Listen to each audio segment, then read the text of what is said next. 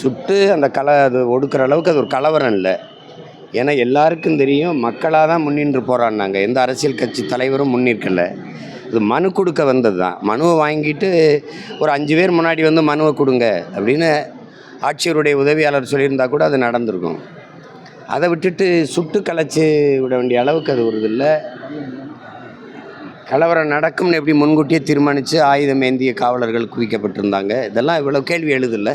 அதுக்கு எந்த விசாரணையும் இல்லை. குறிப்பாக கொடநாட்டில் கொலை நடந்திருக்குது. அது சாதாரண இதில் ஒரு முதலமைச்சருடைய வீடு, இது அப்படி தான் பார்க்கணும்.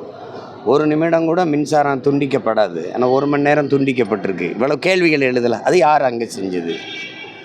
இதே மாதிரி பொள்ளாச்சி பாலியல் வன்புணர்வு, அந்த தொடர்ச்சியாக ஒரு கூட்டு வன்புணர்வு நடந்திருக்குது. அது எல்லாருக்கும் தெரியும். அந்த நேரம் அந்த காணொலியில் பார்த்து எல்லாருமே கோவப்பட்டாங்க, கதறினாங்க, வருத்தப்பட்டாங்க. அப்போ நாங்கள் வந்தால் விசாரிப்போம்னு சொன்னவர்களே வந்தாங்க ஆட்சிக்கு, ஒன்றும் இல்லை.